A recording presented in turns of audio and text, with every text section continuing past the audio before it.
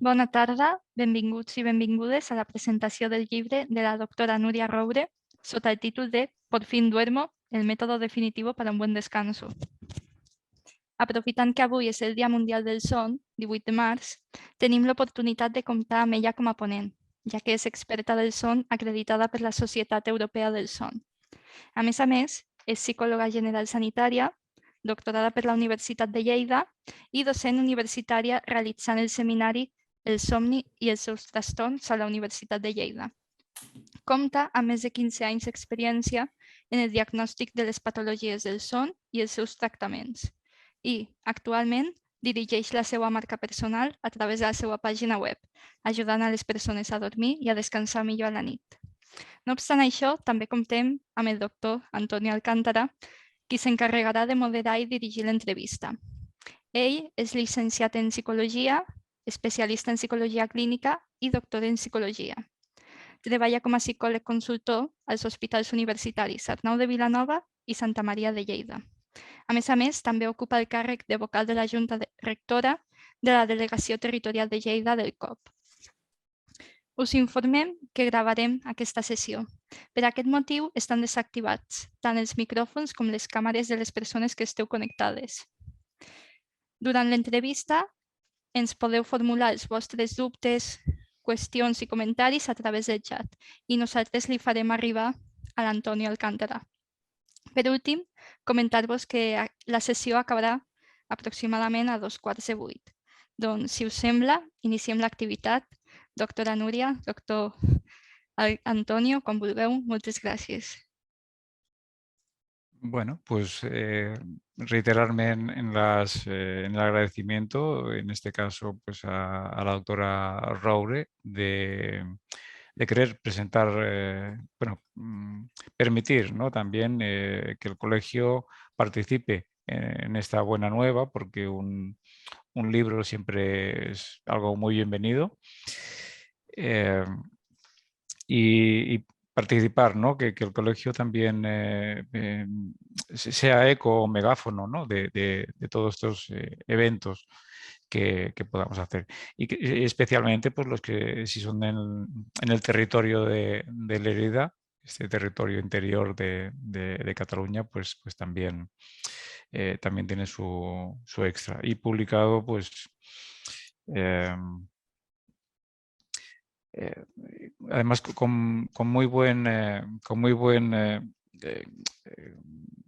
letra, por decirlo así, muy entendible, ¿no? Yo tuve el placer de comprarlo y leerlo hace muy poquito, porque lo necesitaba para alguien muy cercano, algún familiar, y la verdad es que está resultando de interés y siendo práctico. Al leerlo y ver claramente que yo tenía una pregunta preparada, si fue casualidad o si fue una causalidad, ¿no? el hacer este libro. Y nada más empezar el libro ya me queda claro que los asuntos familiares, ¿no? son los que hacen que una persona a veces elija una carrera o a veces que elija un tema, ¿no? para luego continuar el recorrido. Parece que tuviste bastante tarea en casa, ¿no? Doctora Roure. Hola, Antonio. Bueno, en primer lugar, muchísimas gracias por invitarme aquí, que no es casi mi casa, ¿no? El Colegio de Psicólogos. Y fíjate que el libro hace muy poquito que ha salido, salió en enero, no hace aún 2 meses. Y solo he hecho una presentación oficial y esta es la segunda que hago, así que bueno, es casi esto también una primicia poder estar aquí, y más hoy, ¿no? que es el Día Mundial del Sueño, pues aún pues un día mucho más señalado. Y muchísimas gracias, en primer lugar, por invitarme aquí, ¿no? Y sobre todo a los que os habéis unido un viernes por la tarde, pues gracias también por vuestro tiempo. Pues sí, Antonio, fíjate que muchas veces nos dirigimos a una carrera, y yo también me dirigí a psicología sin saber muy bien qué era eso, ¿no? Porque cuando empecé hace ya pues, más de 24, 25 años, pues la psicología todavía era eso un poco desconocido. Yo creo que más por ese desconocimiento que fue lo que me atrajo, ¿no? De qué era esto de la psicología y ahí que me apunté. Pero acabada la carrera, tampoco tenía muy claro hacia dónde quería ir. Es más, Antonio, tú y yo nos embarcamos en hacer un posgrado, ¿no? De peritajes forenses, que dices, ostras, Nuria, un peritaje forense y luego el sueño, ¿qué tiene que ver, no? Pues bueno, un poquito porque vas probando cosas, vas buscando, vas tastando, ¿no? Que diríamos en catalán, hasta encontrar aquello que, pues, que te llena, ¿no? Que te apasiona, que te gusta. Y el tema del sueño, pues fíjate que después lo he pensado un poco a posteriori, es decir, ¿por qué me atraía también el sueño, que también era algo como muy nuevo, ¿no? Y vuelvo con lo mismo, a lo mejor porque se sabía tan poco y en la carrera nos explicaron tan poco que quizás por esa inquietud de saber más, pues me metí en ese mundo, ¿no? Además, por aquel momento, pues tenía una persona que se estaba tratando, pues se trataba con el doctor Stevie, que era una persona pues muy conocida en este mundo, y bueno, y ahí tuve la oportunidad de poder contactar con él y decir, ostras, quiero formarme en esta área, ¿no? Y así empezó. Después con el tiempo he visto que en mi familia, en mi casa, pues ya la mayoría de miembros tenían algún u otro un problema o alteración del sueño, ¿no? Pero esto me he dado cuenta a posteriori y también me ha hecho mucha gracia porque al final parece que son estos inputs que no eres consciente, pero que te quedan, ¿no? Y hay una base ahí también de que yo había vivido problemas de sueño en mi casa y pues quizás eso también es lo que me llamaba a querer ayudar a otras personas que lo estaban sufriendo. Y claro, cuando sufrimos un problema de sueño realmente pues se pasa muy mal, ¿no? Y quizás por eso. Sí. Luego, más tarde, yo conozco bien tu recorrido, tu currículum, porque hemos coincidido pues, en diferentes lugares, como bien decías, pero el reconocimiento de la Asociación Europea y el tema del Somnologist, ¿no? Siendo la primera psicóloga de toda España que tiene esta acreditación, este reconocimiento, me lleva a pensar que el mundo del sueño está cargado de ir a un congreso de sueño, neurólogos, neumólogos, ¿no? Pero psicólogos debe ser como una rara avis dentro de ese contexto y poco a poco se habrá ido sumando alguien más, pero hay que reconocerte que has abierto camino y ahí hay un doble agradecimiento. Me gustaría que compartieras un poquito cómo se vive esta entrada al psicólogo y sobre todo qué aporta el psicólogo que ellos no tienen, digamos, o en qué complementa o cómo ha sido recibido, por decirlo así, y qué tenemos que aportar a este mundo. Pues mira, cuando yo empecé en los congresos, ¿no? Cuando nos juntábamos todos los profesionales que trabajábamos en el sueño, sí que es verdad que cada unidad del sueño de España, así como más importante, tú veías que era multidisciplinar. Ya había pues el neurofisiólogo, que es aquella persona, ¿no? Que estudia las ondas cerebrales, las fases de sueño, y es el que firma después, ¿no? estos informes, estos estudios de sueño. Sí que tenían también después pues un neumólogo para tratar las apneas, tenían un neurólogo, pero casi todos tenían un psicólogo. Fíjate que yo cuando empecé ya éramos 4 o 5 psicólogas que ya tratábamos el insomnio, ¿no? El insomnio, sobre todo insomnio al inicio únicamente, aquellos problemas asociados al insomnio. Después sí que hemos podido entrar en más alteraciones, pero al inicio era como el insomnio únicamente. Claro, también piensa que había psiquiatras que eran hasta ese momento los que estaban tratando el insomnio, sobre todo a nivel de farmacología, ¿no? El hecho de que entrara al psicólogo pues era como un poquito de apoyo a esa farmacología que estaba dando el psiquiatra referente.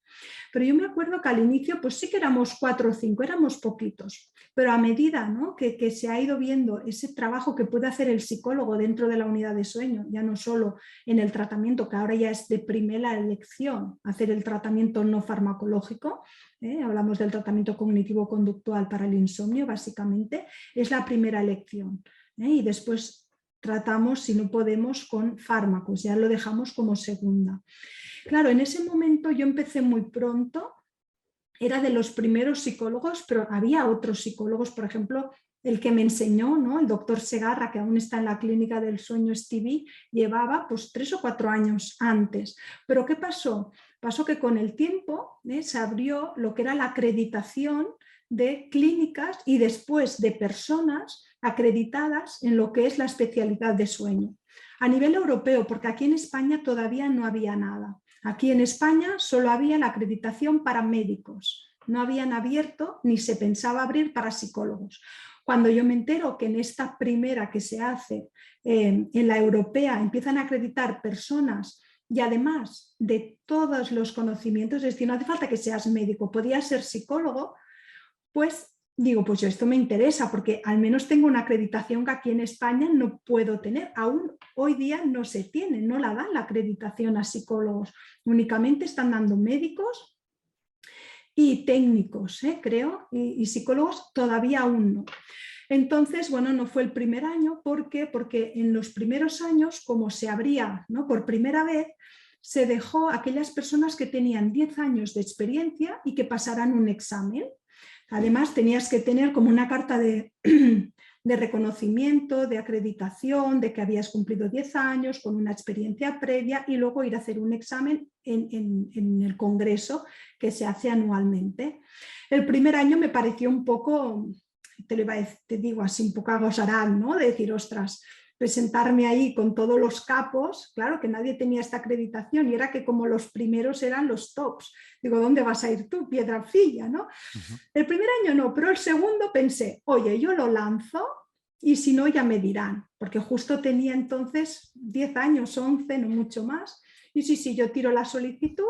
Tenía los 10 años, me habían firmado Stevie, había trabajado también con el doctor Barbé, mi tesis doctoral aquí en Lleida, también me firmó, eran las 2 personas que necesitaba y me presentó al examen. Claro, toda la gente que había allá eran popes, era gente que yo había estudiado sus artículos, tal, y yo era jovencilla, bueno, y psicóloga además, y la gente me decía, pero tú... Claro, yo creo que ningún otro psicólogo gozó, ¿no? Se atrevió a... porque era como decir, ostras, son los primeros. Y yo como probé, pues se me abrió la puerta. Después ya, un año posterior, ya fueron otros, ¿no?, que fueron probándolo.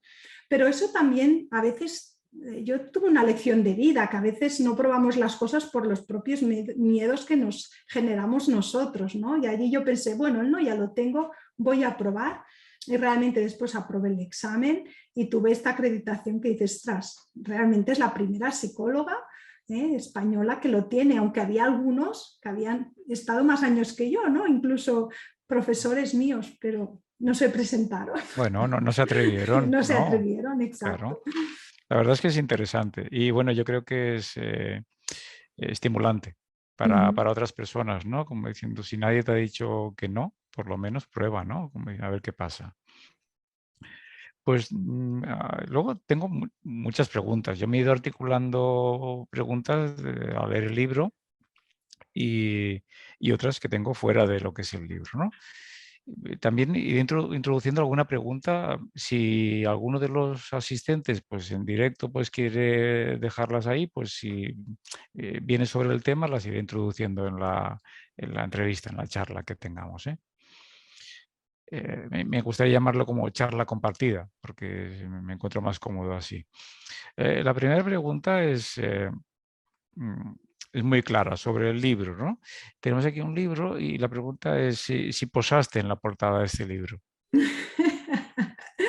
Pues no, no son tú? mis brazos. No. Ah, bien. Pero no me lo había preguntado a nadie aún, Antonio. No, fíjate que la portada fue una cosa de la editorial. La verdad es que escribir un libro, yo creo que, y animo, ¿no?, a la gente que, sobre todo psicólogos, que sabemos tanto de algún tema, ¿no? Todos somos expertos en algún tema, y a veces vemos que hay gente que no sabe tanto como nosotros, pero por lo que decimos tiene aquella valentía de escribir un libro.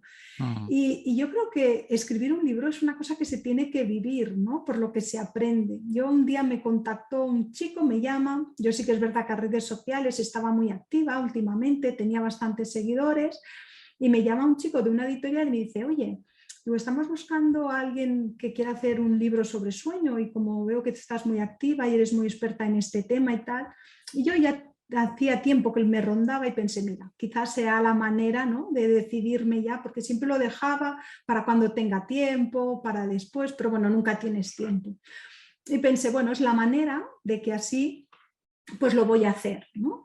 Y le dije, pues sí, venga, digo, pero no sé cuántas páginas son esto, ¿no? Lo primero que pregunté, no sé si tengo como para escribir tantas páginas. Bueno, tú pruébalo, inténtalo, pásanos un poco un esquema sobre temas y tal. Y bueno, la verdad es que el esquema me fue muy bien y a partir de allí empecé a hablar, ¿no?, y a escribir sobre cada tema. Claro, yo les iba pasando cada capítulo y de repente un día, bueno, y me iban ellos haciendo un poco feedback y de repente un día me encuentro un correo y me dicen, ya tenemos la portada del libro. Ostras, tú sabes cuando abres el correo y ves esta imagen, es como, wow, porque claro, no te preguntan nada, todo lo que es maquetación, imagen, portada, todo esto, no te dejan participar mucho, ¿no?, porque los que saben de marketing son ellos. Y aquella primera me impactó y dijo, ostras, yo creo que gustará. Le cambié el color, lo único que le cambiamos fue el color, en principio era un azul, pero como mi logo de marca era en verde, pues le dije, oye, ¿qué te parece si el verde y tal? Fue lo único que cambiamos. Y la verdad es que me gustó porque lo vi como muy fresco, ¿no? Muy, que cuando ves la portada sabes de qué hablas, porque a veces ves libros y no sabes muy bien de qué van. Y en cambio aquí yo creía que, bueno, definía muy bien realmente de qué iba, ¿no? Y ya con el título, que también lo propusieron ellos, pues no hay duda, ¿no? Entiendo que estás satisfecha con el libro porque, bueno, hablar de él es como cuando hablas de un hijo. Es como si Sí, en sí, lugar sí. del libro pusiéramos un hijo, estarías contentísima con él. Como tienes este aspecto, ¿no?, Es un detrás, poco ¿no? esa misma sensación, ¿no? Porque es algo que creas tú, ¿no? También Ujú. es muy tuyo, tiene una parte de ti, ¿no? Y otro de los momentos, el segundo momento también como muy de impacto, es cuando me llegaron a casa, ¿no? Cuando me llegó el paquete y ya pude coger un libro y tocarlo físicamente. Esa sensación fue el segundo momento también de, ostras, ahora sí, ¿no? Ya es algo físico y ya puedo decir que he escrito un libro. A lo mejor no ven... Mira, mi hijo cuando llegó el paquete estaba contentísimo, ay, venir, venir, que han llegado y tal, y Ah, súper contenta y tal. Y mi hijo me miraba desde el sofá, tiene 13 años, un adolescente de estos un poco pasota que parece que no está, mi hija más pequeña allí sí mirándolo y tal, y el otro desde el sofá y me dice, escolta, Mare, te veo muy contenta. ¿Tú qué pasa si no vendes ninguno? Me dice, ¿sabes? Es decir, bueno, pues no lo sé, pero ya la satisfacción de haber llegado aquí, pues para mí ya era. Y después otro tercer momento también muy bonito es cuando lo ves en una librería, ¿no? La típica, yo me gusta mucho ir a las librerías y poder llegar a una librería y ver un libro tuyo allí es otro momento de buf, ¿no? Esos momentos son bonitos, sí. ujú. No sé si todavía es pronto, pero claro, hablar de la acogida, del número de ventas, de tal, ¿qué tal está funcionando? Porque, claro, son 2 meses nada más, pero creo que está funcionando bien. Sí, está ¿Puedes...? funcionando muy bien. Hemos hecho muy buena difusión. La editorial Vergara es una editorial que está dentro del grupo Penguin, Random House, y la verdad es que están haciendo un muy buen trabajo de difusión. Pero claro, la chica también me dice que es que yo también colaboro mucho. Yo todo lo que me envían de entrevistas, de contestar preguntas, y mira que a veces te pasas toda una mañana o toda una tarde contestando preguntas. Pero bueno, yo todo lo que me proponen, o casi todo, digo que sí. Claro, al final te tienen que ver, te tienen que oír, ¿no? Y te tienen que conocer para que después compren.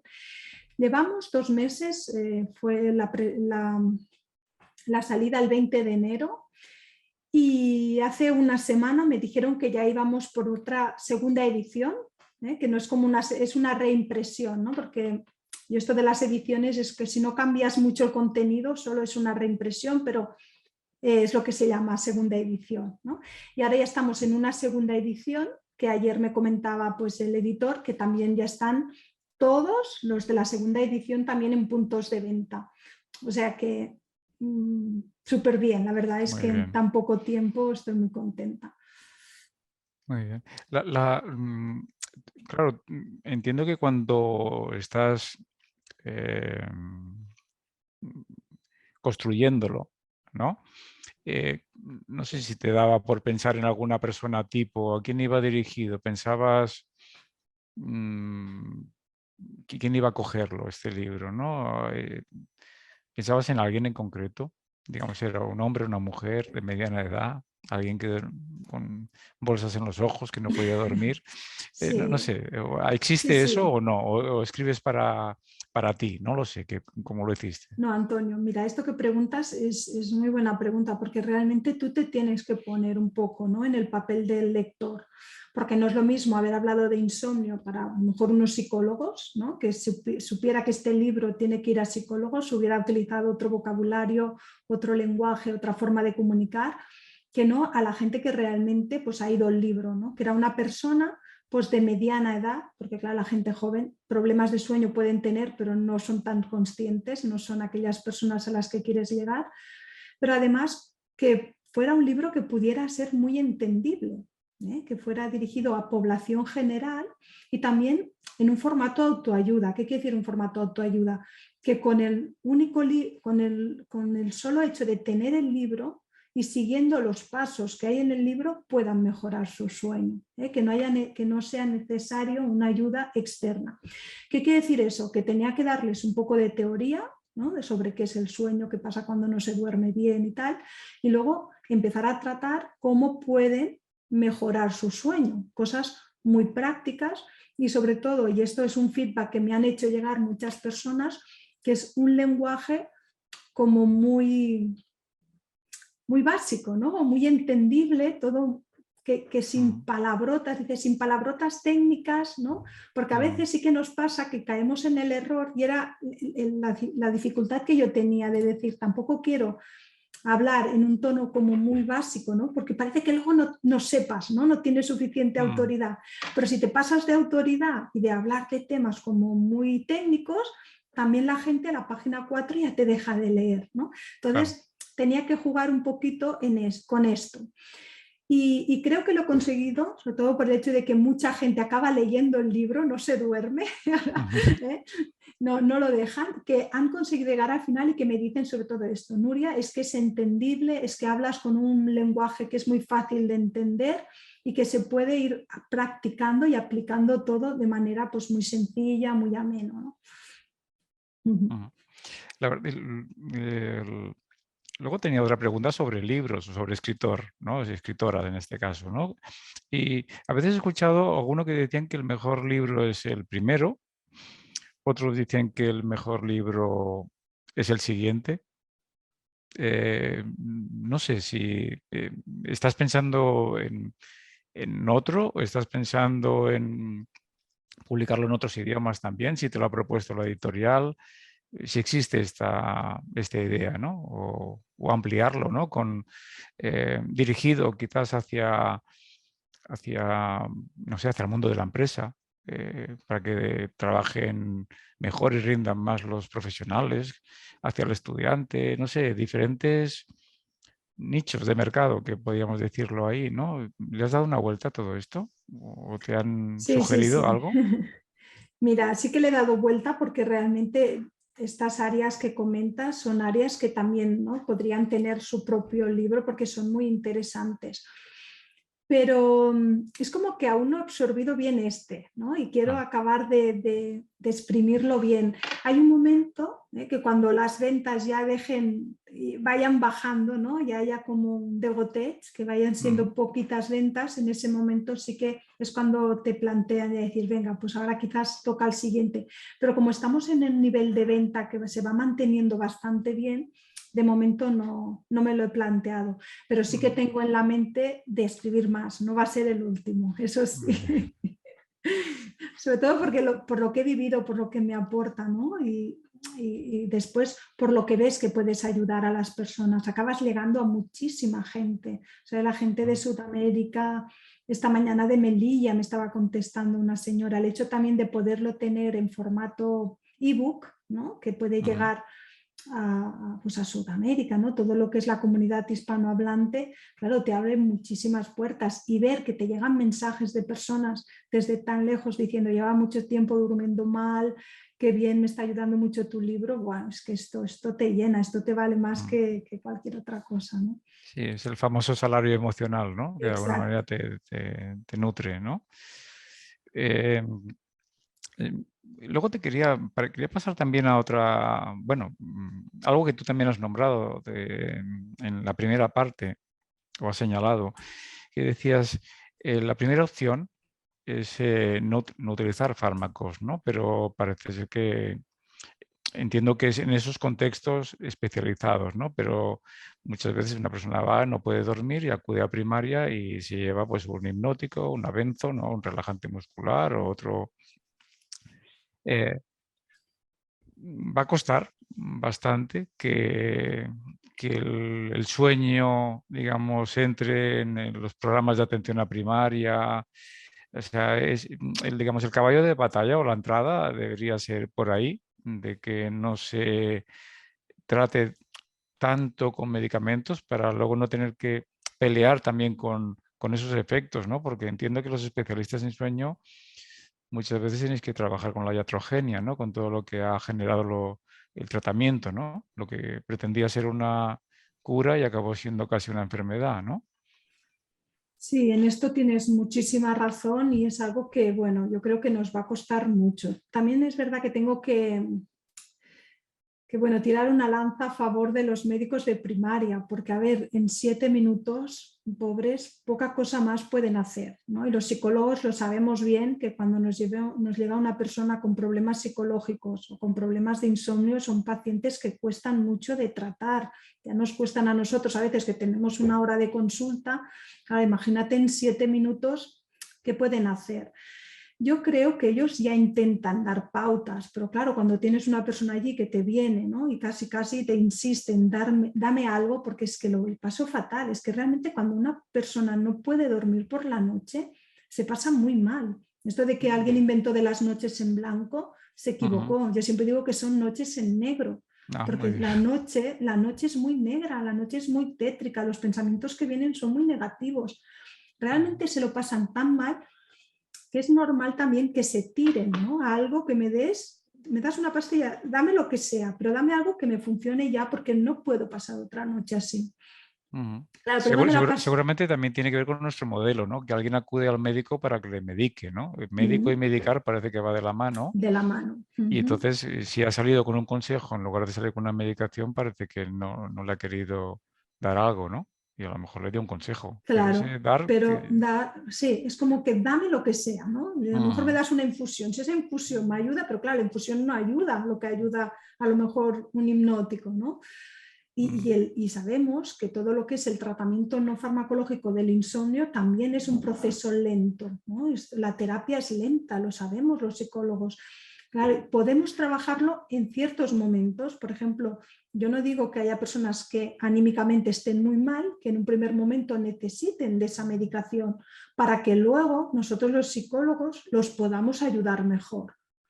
Lo que no pueden hacer es quedarse con la medicación, que es lo que siempre digo, la pastillita para dormir bien de forma puntual en un primer momento, pero después hay que complementarla con las técnicas no farmacológicas, porque realmente eso es lo que te va a ayudar a mantener el sueño a largo plazo y luego retirar poco a poco esa medicación. ¿No? Lo hacemos al revés, mantenemos la medicación hasta que ya no hace efecto, ¿no? Y entonces es cuando ahora queremos retirarla y ahora no puedo y ahora qué hago, ¿no? Y es como que ahora recurro a las técnicas cuando tendría que ser al revés.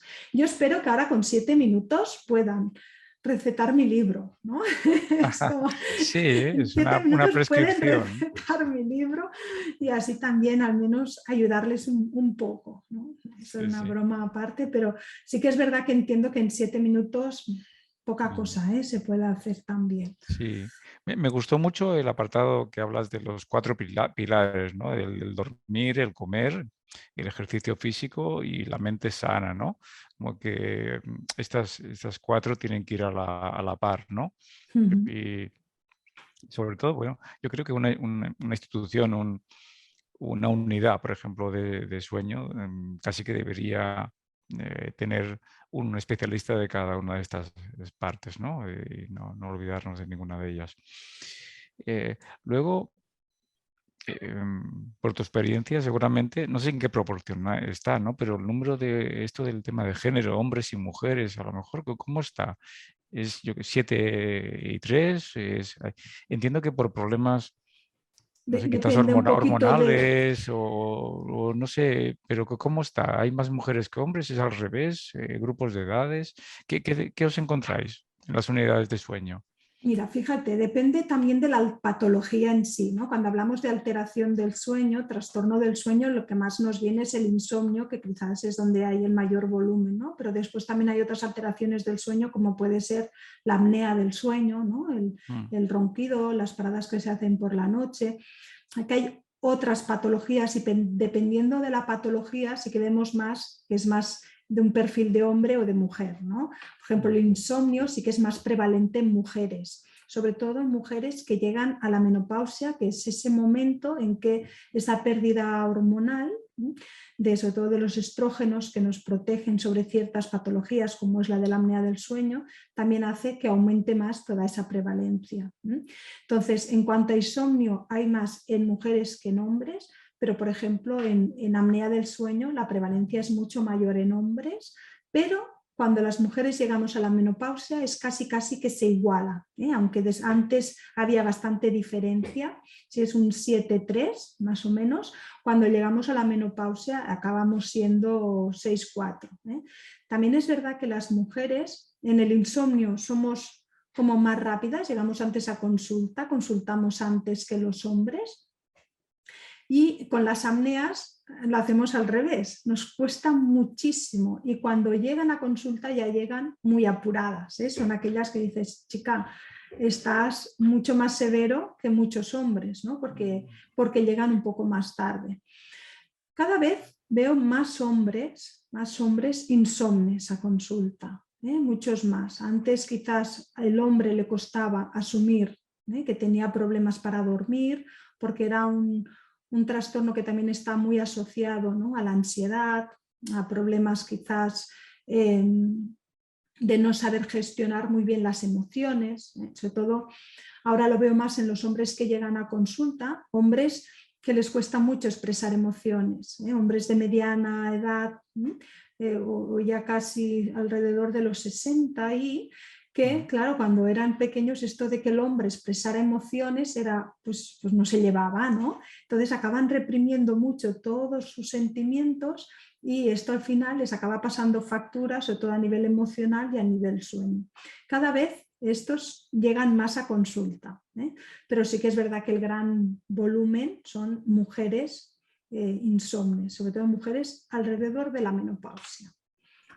Luego, bueno, ahora que has cogido el tema de, bueno, el género ha salido aquí, tenía una pregunta si era que si las mujeres no roncan, dicen que respiran fuerte. Respiran fuerte, sí. Vale, es así, ¿no? ¿Tú lo Sí. puedes confirmar como experta en sueño? Sí, porque además es verdad que no hacen tanto ruido. Hay algunas que sí, algunas que Vale. vamos, pero tenemos que vigilar más con las mujeres porque a diferencia de los hombres que sí que hacen ruido cuando roncan, las mujeres pueden llegar a hacer más apneas sin pasar antes por ese ruido tan estridente que es el ronquido. Entonces en la mujer lo que vamos a ver es más una somnolencia durante el día, un despertarse con la sensación de no haber descansado lo suficiente, un poco de apatía. Muchas veces incluso vienen a consulta tratadas con antidepresivos y vienen tratadas por una depresión, cuando después ves que realmente no tiene nada que ver con una depresión, pero tienen unas apneas brutales y sabemos que hay una fase de sueño que es la que nos ayuda a reparar la parte emocional. Entonces, si esa fase de sueño no se hace bien, nuestro estado emocional, ese equilibrio se descompensa y acaba pudiendo tener, ¿no? una distimia o una depresión enmascarada. Y vienen muchas veces. Y cuando las tratamos de las apneas, vamos, les cambian la vida y pueden dejar medicación antidepresiva y todo. Dicen, yo ya lo decía, yo no estaba depre, pero nadie me escuchaba, ¿no? Claro, ahora al escucharte estaba pensando en aquellas personas mayores, pero no tanto, en las que empiezan con fallos de memoria y alguien dice, a ver si tendrá una demencia y a lo mejor es que está empezando a dormir mal y no graba bien o alguna cosa. ¿Os habéis encontrado con algún caso de alguien que decía, se está iniciando o esta, no sé, está iniciando un proceso de demencia y va y resulta que cuando empieza a dormir mejor la cosa cambia, ¿no? Sí, lo que pasa es que el no dormir bien y las personas que no duermen bien durante años, esa privación de sueño sí que les lleva a un alto porcentaje de sufrir deterioro cognitivo, sobre todo Alzheimer, ¿no? Esta demencia de Alzheimer. Porque cuando nosotros dormimos, una función, el sueño tiene muchas funciones y más que todavía no sabemos, pero una que se ha demostrado últimamente con los estudios es que hay lo que es el sistema linfático, que es este sistema de limpieza del cerebro de todas aquellas toxinas que durante el día se van generando en el cerebro, ¿no? Y este sistema linfático, que no linfático, sino que linfático, lo que hace es barrer durante la noche todos estos residuos tóxicos del cerebro. Pues bien, lo que se ha visto es que las personas que no duermen bien o no duermen suficiente tienen como más neurotoxinas. Son las placas de beta amiloide que acaban quedando en el cerebro, que después son las que se asocian a esta enfermedad de Alzheimer. Claro, cuando tú quieres mejorar el sueño, claro, muchas veces este mal ya está hecho. Por eso muchas veces decimos el sueño vigilar porque no se puede recuperar, sobre todo cuando llevamos mucho tiempo. Pero sí que una intervención temprana en cuanto al sueño, lo que se ha visto es que puede frenar ese curso de la enfermedad. Es decir, las personas que una vez han empezado un deterioro cognitivo, y además este es un estudio que se ha realizado desde el IRB Lleida por un premio, una beca de la Marató que nos dieron, liderado por el doctor Piñol, de aquí de Lleida, y el doctor Barbé, en el que participé. Analizamos esto, qué pasaba cuando ya estaban con la demencia. Hicimos dos grupos, los que dormían bien y los que dormían mal. Pues las personas que dormían mal avanzaban más rápidamente en este curso de la enfermedad, y en cambio los que dormían bien era como que se protegían, tenían un curso más lento. Por lo tanto, es que el sueño es muy importante, ¿no? Siempre lo decimos, para la salud, para el bienestar, para el rendimiento, porque, como digo, tiene muchas funciones, muchísimas, y más que todavía no se conocen. Decía, si el sueño no se puede recuperar, estaba pensando en esas personas que dicen, pues el fin de semana, pues como le debo muchas horas a la cama, dicen, pues estoy unas horas de más, ¿no? Esto Claro. Entiendo que no es muy saludable, ¿no? Como no es muy saludable y además es que no se puede recuperar tantos sueños. Como si me dijeras, yo hago ayuno un día entero y al día siguiente quiero comer todo lo que no comí el lunes, ¿no? Por ejemplo, el martes quiero comer. Hombre, el martes comerás lo que te toca y a lo mejor si tienes mucha hambre puedes comer un poquito más, ¿no? Es decir, el sueño, si nosotros cada día le vamos quitando una hora el lunes, una hora el martes, una hora el miércoles, una hora el jueves, cuando llega el fin de semana, que a medida que nos vamos haciendo adultos aún peor, ¿cuánta gente duerme las 8 horas más 4, 12 horas un fin de semana, ¿no? Es casi imposible porque el cerebro también tiene una capacidad para dormir y tenemos lo que es el ritmo circadiano, que también lo tenemos muy marcado, y ya sabemos, a medida que nos hacemos mayores, si trasnochamos un poco y queremos alargar por la mañana, cada vez nos es más difícil, porque si nos levantamos a las 7, el sábado a las 7 o 7:10, como mucho, ya estamos otra vez despiertos, ¿no? Y no solo eso, es que muchas veces lo he oído, ¿no? Yo duermo poco entre semana y el fin de semana recupero. Pero ¿qué pasa? Que siempre decimos que no dormir bien nos lleva a la muerte, nos lleva a envejecer más rápido y a morir. ¿Por qué? Porque hay más probabilidad de enfermedades. Pero además nos lleva también a una muerte muy rápida. Cuando no dormimos bien y vamos acumulando deuda de sueño, nuestro cerebro es como si estuviera muchas veces borracho, es como si fuéramos a trabajar borrachos o conducir borrachos, ¿no? Esa sensación de neblina, falta de reflejos o poca precisión, ¿no? Entonces aumentan muchísimo los accidentes laborales y los accidentes de tráfico. Con lo que se ha visto que hay más accidentes laborales y de tráfico unos días determinados de la semana, generalmente hacia el fin de semana, y a unas horas determinadas, ¿no? A las 2 de la madrugada o las 4 de la tarde hay cuando más accidentes. Son aquellos momentos en que entramos al sueño más profundo o nos viene aquella somnolencia. Entonces, claro, a estas personas yo les digo muchas veces, vigila, porque a lo mejor no llegas a este fin de semana para recuperarlo, porque se va acumulando ese cansancio, ¿no? Y esa falta de sueño que te puede llevar a un accidente de tráfico o a un accidente laboral. Ahora que dices sobre el accidente de tráfico, me viene a la memoria un paciente camionero que tuvo un accidente de tráfico y dice, la gente dice, me vino el sueño de golpe. Y dice, no es verdad. Dice, el sueño te manda un aviso, por lo menos. Lo que pasa es que tú no le haces caso y dices, tiro más kilómetros, ya llegaré, ya pararé un poquito más para allí, en una gasolinera. Decía él que el sueño avisaba y era un experto del transporte, ¿no? Sí, ya es lo que llamamos los microsueños, ¿no? Que son como, ¿ves? Esto que he hecho así, que yo he seguido hablando, pero he hecho como un parón, que se me cierran los ojos, mi cerebro por unos segundos es como que se duerme, pero los vuelvo a abrir, ¿no? Es esa lucha contra el sueño. Claro, estos segundos a una velocidad determinada en la carretera, eso es fatal. Fíjate que en Estados Unidos, que lo miden todo, saben que cada segundo se duerme alguien al volante, pero es que cada hora muere alguien, muere alguien en un accidente de tráfico causado por la fatiga y la somnolencia. Claro, es que esto es brutal y no hacemos, ¿no? Nos hacen soplar, nos hacen test para la alcoholemia, para las drogas, pero es que conducir con sueño es mucho más peligroso, aumenta por 3 el riesgo de tener un accidente. Es un tema muy, muy serio, ¿no? Que nos lo tenemos que tomar un poquito más en serio. La pregunta viene al caso ahora. ¿Sería factible hacer algún tipo de prueba para detectar el sueño? Bueno, los conductores profesionales ya lo tienen, ¿no? Tienen aquellas máquinas, tienen un nombre, ahora no me viene, donde les registran las horas de conducción y las horas de descanso y están por ley obligados a hacer unas horas de descanso. Sí, el tacómetro famoso, Exacto, ¿no? eso. Y además los conductores profesionales también tienen por obligación pasar lo que es pruebas para diagnosticar la apnea del sueño. Cuando sacan el carnet de conducir, les preguntan siempre si roncan, si tienen somnolencia, y aquellos que pueden tener como síntomas, es obligatorio tener una prueba de sueño y si dan positivo, es decir, si quedan diagnosticados de apnea del sueño, tienen que estar tratados. Y esas personas, además, tienen que tener cada 2 años un informe de seguimiento de ese tratamiento.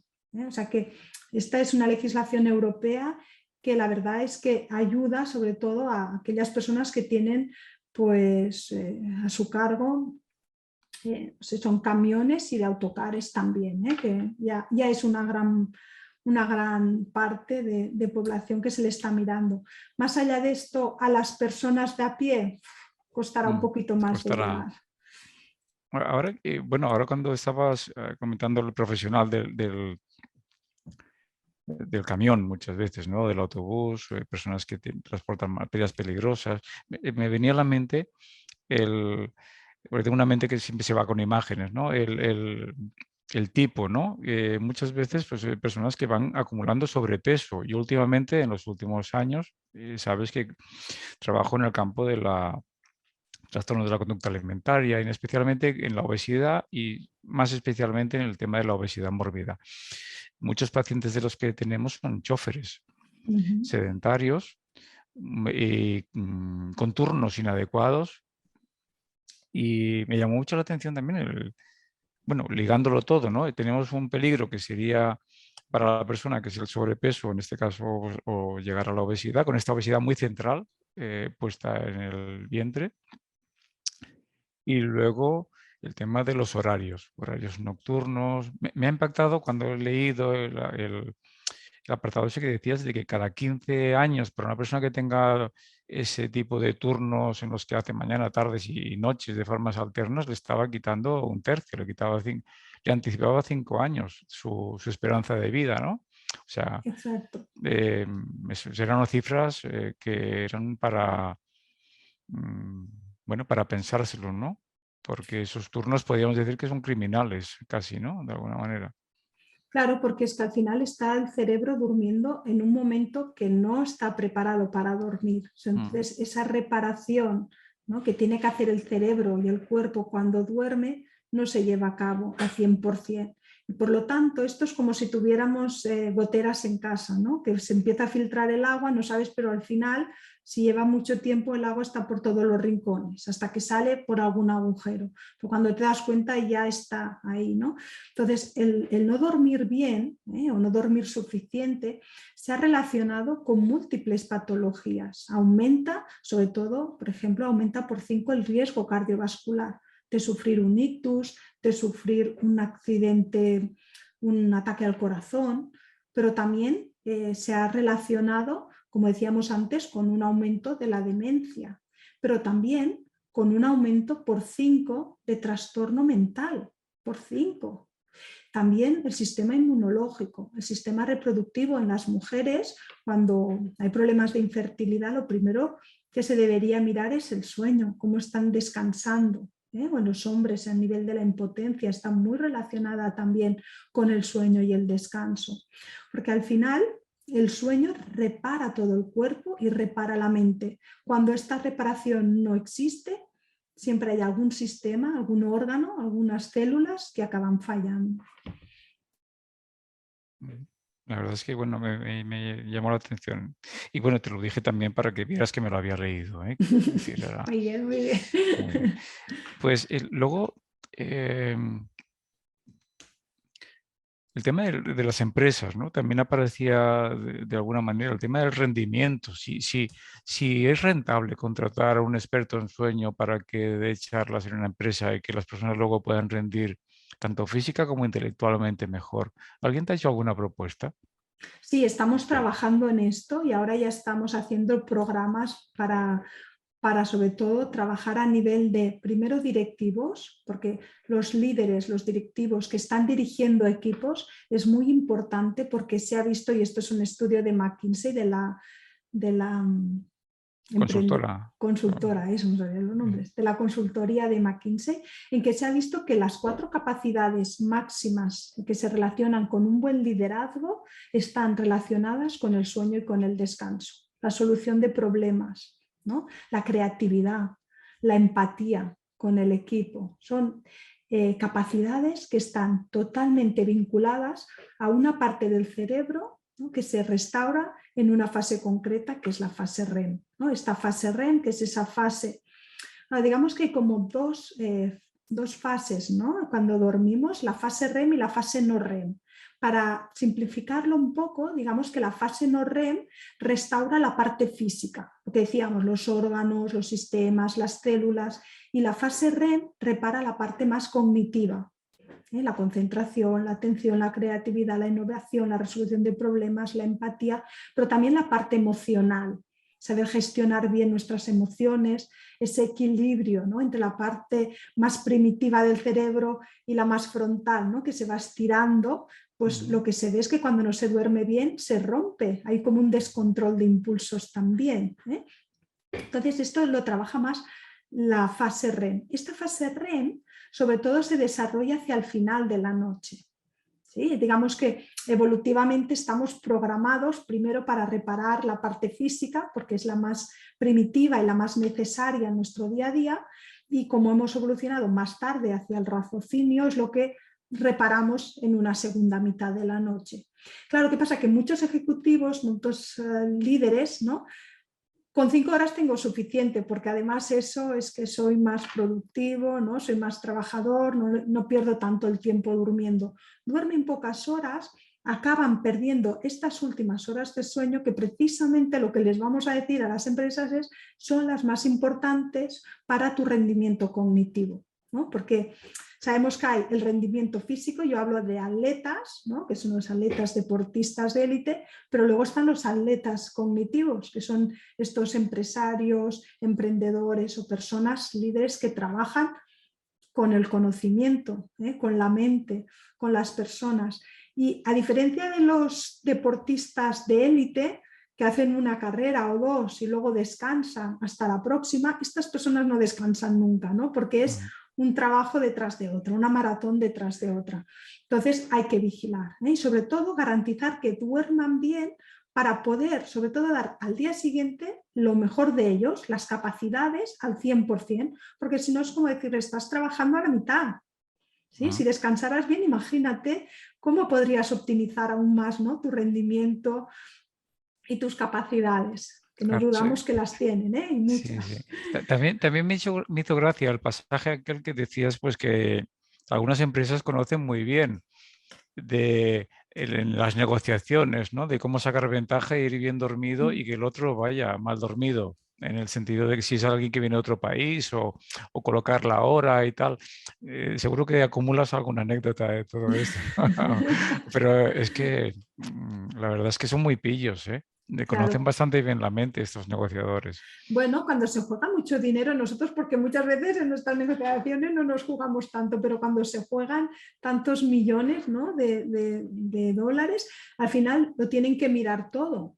Y una de las cosas que miran es esta. Nuestro cerebro está preparado para hacer ciertas tareas mejor en un momento determinado del día. Es lo que llamamos nuestro ritmo circadiano.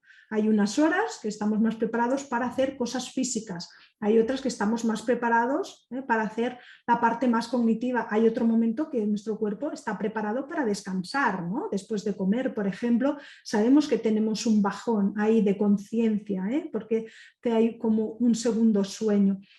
Claro, todo esto lo dirige el reloj central, que envía señales a todos los relojitos que tenemos en todos nuestros sistemas y órganos del cuerpo, que les va dando como paso. Ahora te toca a ti, ahora te toca a ti, ahora a ti, ¿no? Entonces, saben perfectamente en qué momento el cerebro está como más bajo.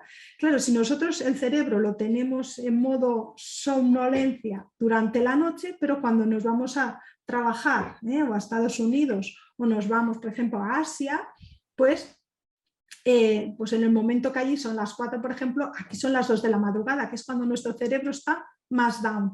Pues si no les interesa que estés al 100% por esa negociación, pues te ponen la reunión a esa hora porque saben que tú con el cambio de horario estás en un momento bajísimo, ¿sí? Y entonces ahí parece que te la pueden colar un poco más. Y más de una anécdota de haber, Antonio. Sí, sí, me entiendo que es como ponerle a alguien que viene de otro país un partido de tenis a la hora que peor le vaya, ¿no? Para que rinda peor en el juego, ¿no?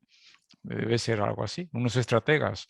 Claro, y los equipos, por ejemplo, los deportistas en las Olimpiadas o los deportistas de élite que lo saben, ya viajan antes del acontecimiento. ¿Para qué? Para que su cuerpo se pueda adaptar rápidamente a ese horario y adaptar pues el momento en que su cuerpo está más predispuesto al momento, a esa hora que tienen que hacer esa prueba en concreto, ¿no? Sí, sí. En esa aclimatación, ¿tú qué pensarías? ¿Que 2 o 3 noches harían falta? O no sé, digo yo 2 o 3, tú sabrás. Generalmente lo que se dice es cuando vamos a cambiar el reloj hacia oeste, es 1 hora por día, ¿vale? Es decir, si yo voy a 6 horas menos, tardaría como 6 días en aclimatar. Si voy hacia el este es 1 hora y media, es 1 día y medio, perdona, por hora, cuesta un poquito más.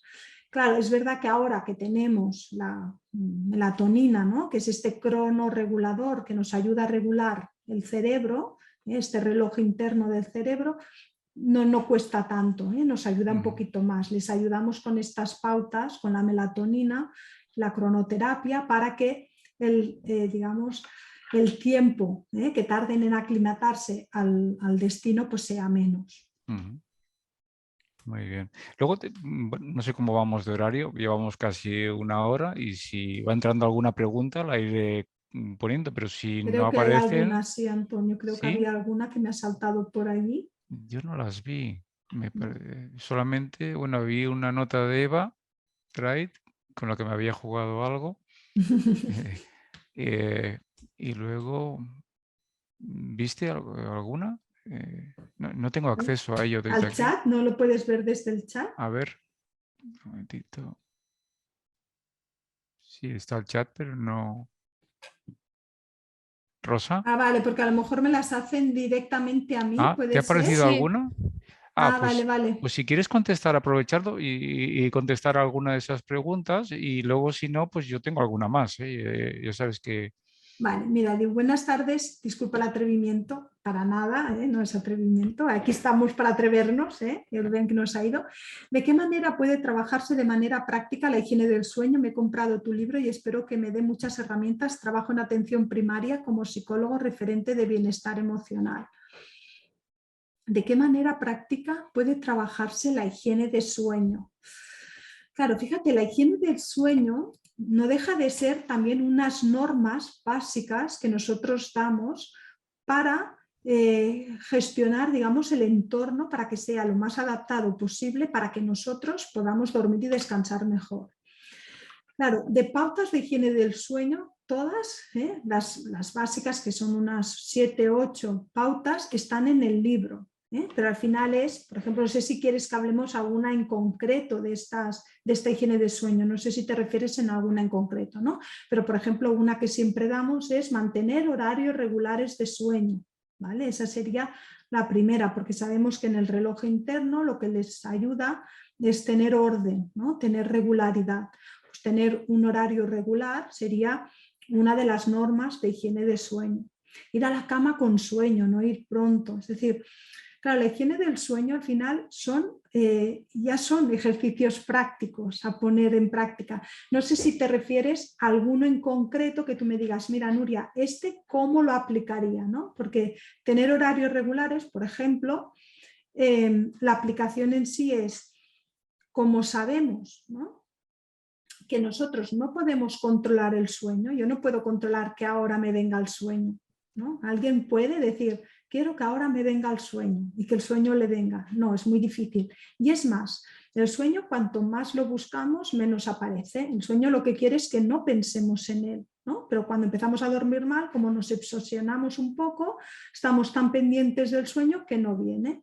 Entonces, como no podemos prever cuándo nos va a venir, lo que sí que recomendamos es, sobre todo, que se levanten siempre a la misma hora, porque eso sí que lo podemos controlar más, eso es más fácil, ¿no? Gracias a un despertador podemos decir que cada día me despierte a las 6:30.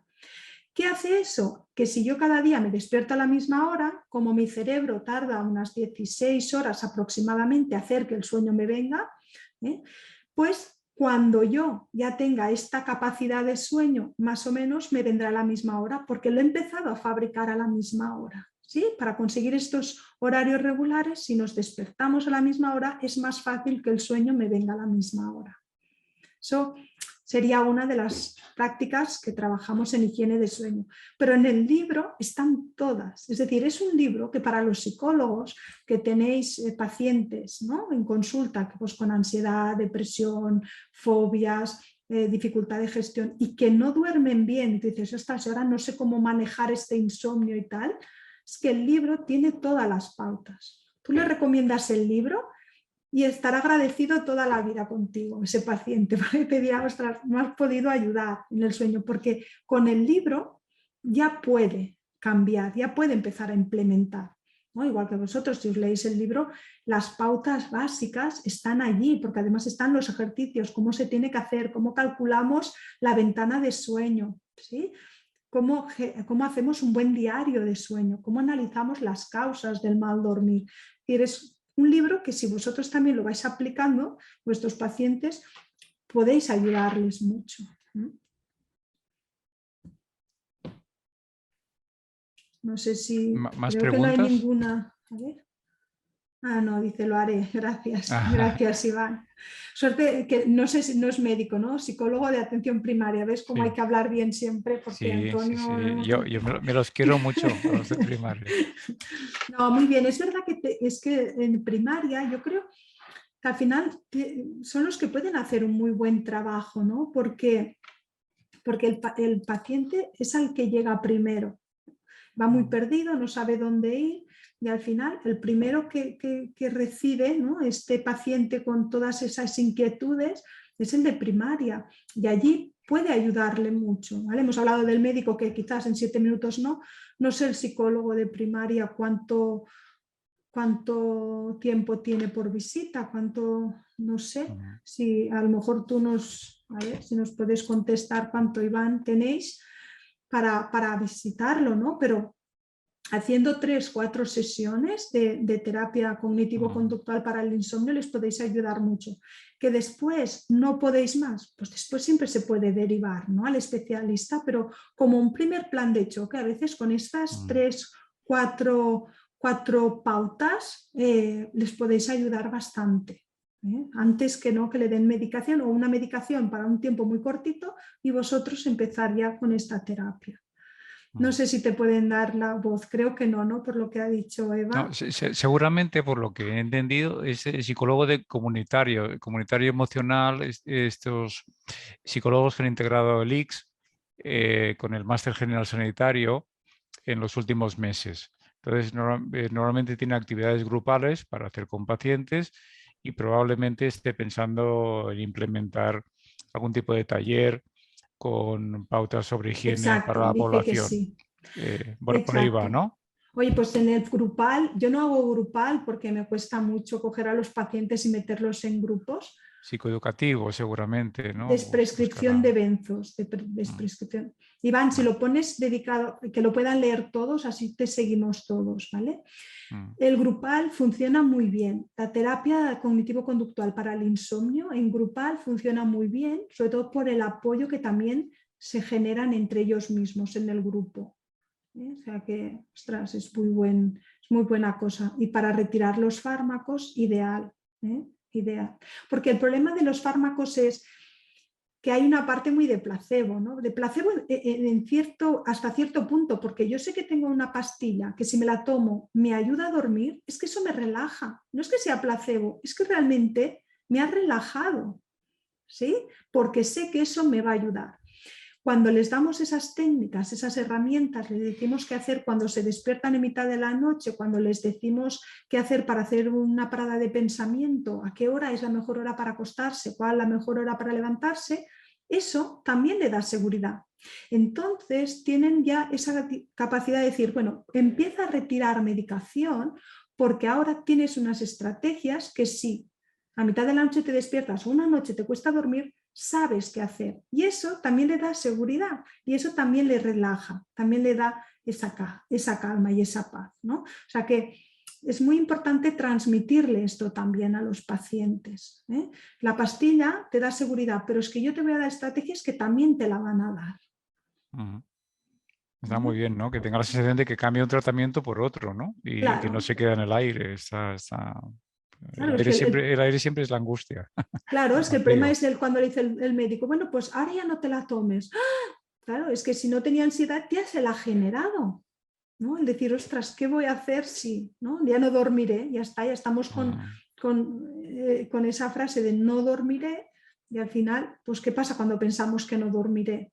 Claro. Que no dormirás, ¿no? Sí, porque sí, bueno, la profecía de toda autocumplida, la vida. claro. Toda la es vida. que si yo pienso, no, es que sin la pastilla no me dormiré, pues si tú le dices, no, pero es que yo te he dado algo mucho mejor que la pastilla. Bueno, pues vale, si tú me lo dices, ¿no? Se lo creen. ¿Aparece alguna pregunta más o disparo la siguiente? Dispara, que por aquí están tranquilitos. Estaba pensando en la medicación, pero la automedicación, por ejemplo, en estos abusos de estimulantes que utilizan algunos estudiantes a última hora, la típica empollada que antes era solamente de café, pero ahora son Red Bull, son taurinas, son cafeínas a tope, con mucha glucosa también, ¿no? Para tener ahí contento el cerebro. Esto, ¿qué tienes que decir a todo esto? A la taurina, por ejemplo. Claro, fíjate que esto estamos hablando que son unos estimulantes del cerebro. Al final el cerebro lo que va haciendo es ir acumulando una sustancia que es la histamina, ¿no? La histamina es una sustancia que se va generando en el cerebro y cuando ya tiene una cantidad determinada hace que nos venga el sueño y nos dormimos. Entonces, en las personas que toman estimulantes, que toman cafés, que toman taurinas, lo que hacen es bloquear esos receptores. Es como que les genera un falso engaño, ¿no? De decir, ostras, tú no tienes sueño porque te he bloqueado ese receptor, pero realmente tenemos esa cantidad de sustancia allí en el cerebro. Cuando nos conseguimos dormir, como están bloqueados los receptores, es como que estás toda la noche en alerta, intentando como despertarte sin dormirte. Y no llegan a esas, digamos, fases de sueño profundas. Es como que nuestro cerebro está intentando siempre mantenerse en alerta, ¿no? Por esta estimulación que generan todos estos productos. Y fíjate que dices una cosa muy buena, y es que siempre pensamos en la cafeína, la taurina, pero no pensamos en los azúcares. Y los azúcares son muy estimulantes. A veces la Coca-Cola, que decimos, no tomes agua con cafeína, pero es que ya no es tanto la cafeína, sino también el azúcar que lleva la cafeína, porque el azúcar también es muy estimulante. Y hay que vigilar, porque aunque después con la presión de sueño acabemos durmiendo, ese sueño es de muy mala calidad. Lo mismo ocurre con el alcohol. Con el alcohol, que muchas veces me llegan pacientes a consulta y me dicen, no, es que yo tomo una copita de vino por la noche porque eso me ayuda, ¿no? Me relaja y me ayuda a dormir. Es cierto que el alcohol tiene un efecto relajante y ayuda a dormir, pero la calidad de sueño que genera el alcohol es de muy mala calidad, con muchos despertares, con poco entrar en sueño profundo.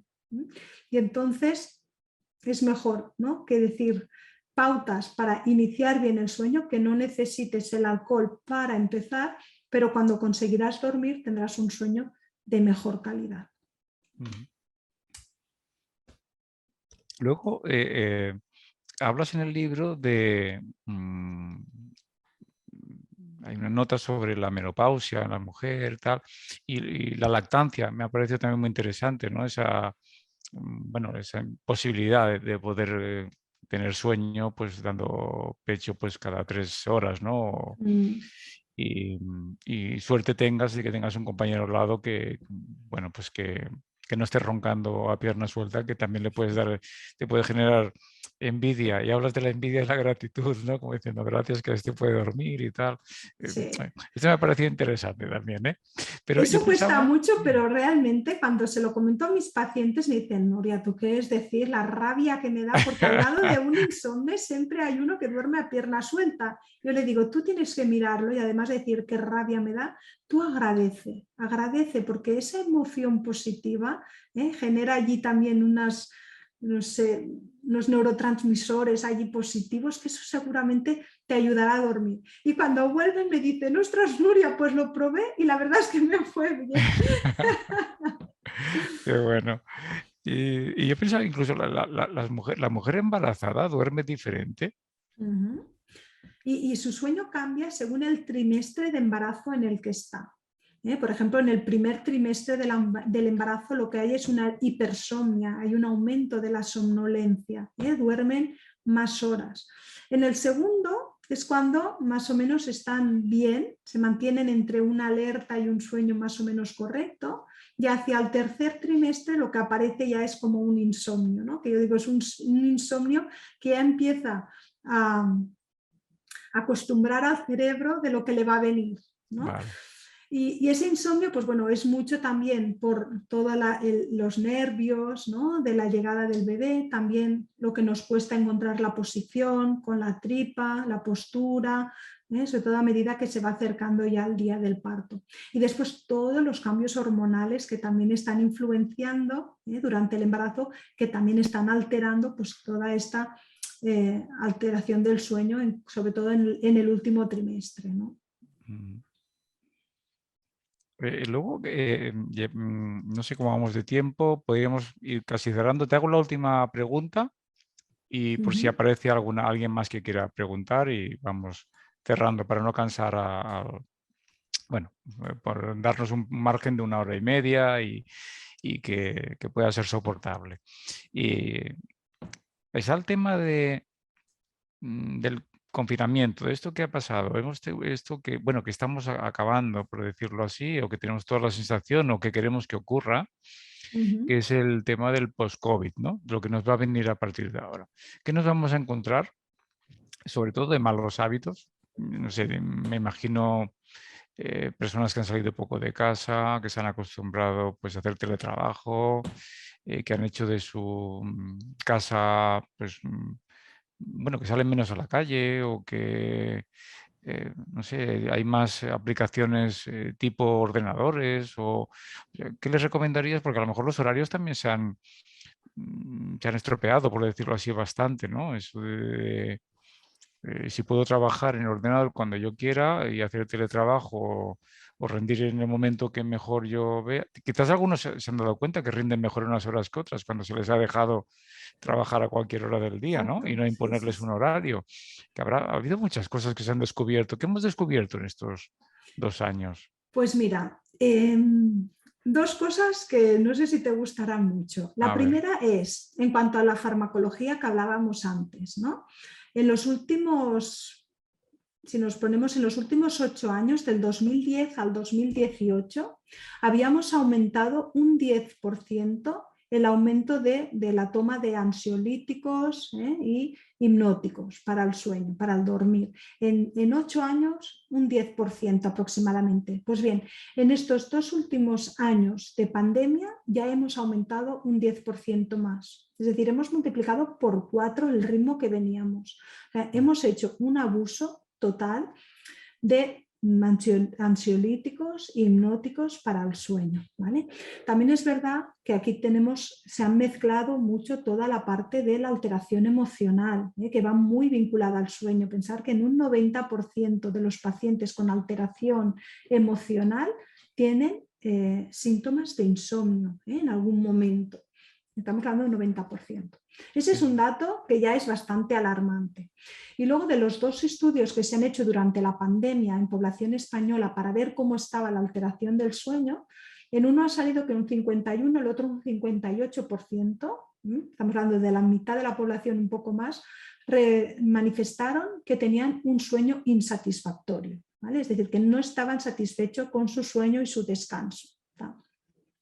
Claro, ahí son muchos los factores, ¿eh? Como decías, Antonio, primero ese cambio, ¿no?, tan drástico que tuvimos que vivir y sobre todo ese miedo de la incerteza de qué pasará en el futuro, ¿no? Nos cuesta mucho lidiar con el no saber, ¿no?, con esa incerteza de qué pasará y la gente, sobre todo los que tienen tendencia a la rumiación, a darle vueltas, ¿no?, algo que además estaba súper fuera de nuestro control, no podíamos controlar, todo eran leyes, normas que nos venían impuestas sobre algo que tampoco conocíamos muy bien. Personas que son exigentes, controladoras, que les gusta tenerlo todo controlado, ahí no podían tener nada bajo su control, por lo que eso aún más, ¿no?, aumentaba toda esta alteración emocional y también del insomnio.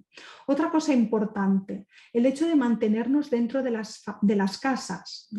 El que tenía suerte de tener una ventana, una terraza, un jardín, muy bien, porque podía salir, le podía dar la luz del sol. La luz del sol es el máximo sincronizador de nuestro reloj interno. Es el reloj que nos dice a qué hora nos tenemos que acostar, cuándo nos tiene que venir el sueño y cuándo nos tenemos que levantar. Si vivimos en una cueva, este reloj interno, cuando no hay luz, se descompensa, se pierde un poquitín. Cuando teníamos que estar dentro de las casas sin poder tener esa luz externa, lo que pasaba también era que este reloj se perdía. Porque nosotros necesitamos de unos horarios más o menos fijos también que vayan regulando este reloj. La luz del sol, los horarios, otra cosa que también perdimos cuando no teníamos que ir a trabajar, estábamos dentro de las casas, nos podíamos levantar, acostar a cualquier momento del día. El deporte, que también se asocia a la actividad física a un mayor descanso nocturno, mayor fase de sueño nocturno, también lo perdimos porque no podíamos salir hasta que nos dejaron salir. ¿Os acordáis? Ya no nos acordamos que salíamos a unas horas determinadas según el grupo de población y nos dejaron empezar a andar, pero hasta ese momento también dentro de casa que tampoco podíamos hacer mucho deporte. Por lo tanto, fueron muchos aquellos factores que sumados nos dieron pues, realmente una alteración del ritmo circadiano y por lo consiguiente de nuestro sueño, pues bueno, a estos niveles en los que estamos, ¿no?, que más de la población tuvo pues, problemas con su sueño y su descanso. Ahora parece que viviremos las consecuencias, viviremos las consecuencias, sobre todo más a nivel cognitivo, a nivel emocional, mental, de lo que pasamos, pero a nivel de sueño, el hecho de volver a trabajar, que el otro día leía una noticia que ya las empresas, las grandes empresas, ya están pidiendo a sus trabajadores que vuelvan, como mínimo unos días a hacer un horario. Entonces, el hecho de poder salir, poder relacionarnos con la gente, tener unos horarios fijos otra vez, todo eso ha regulado mucho y ha mejorado mucho el sueño también.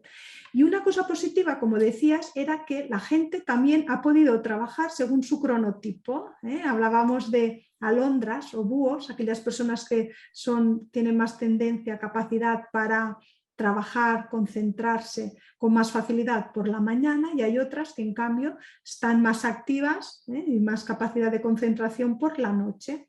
Entonces las personas también se han podido adaptar mejor a su trabajo según su característica, ¿no? Si son más matutinos o más vespertinos. Y hay gente que se ha dado cuenta que trabajaba mucho mejor por la noche, ¿no? Y decía, es que claro, por la oficina cuando llegaba estaba muerto, y ahora me he dado cuenta que cuando rindo más, trabajo mejor, es hacia la tarde-noche.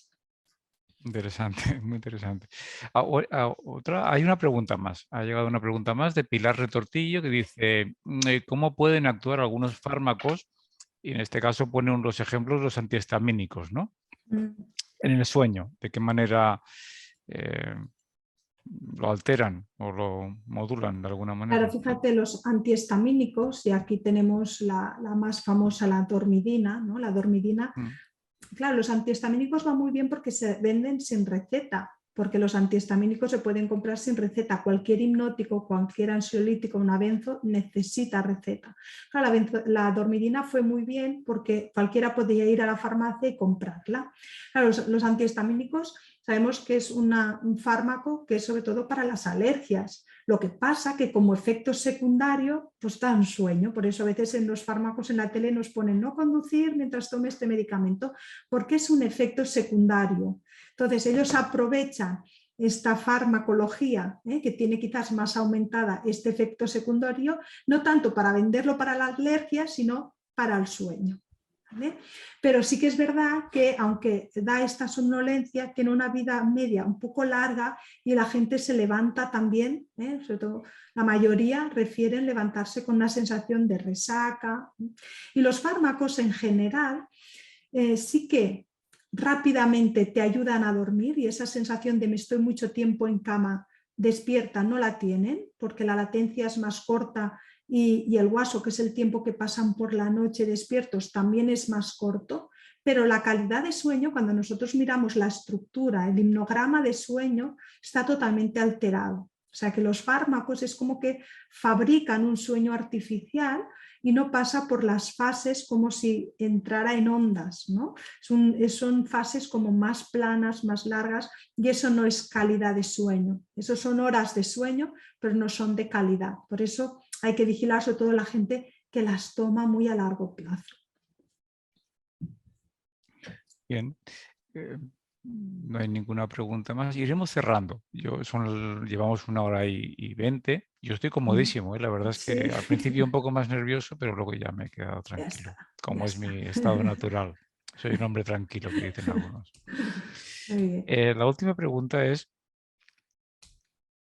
¿qué le quita el sueño a la doctora Roure?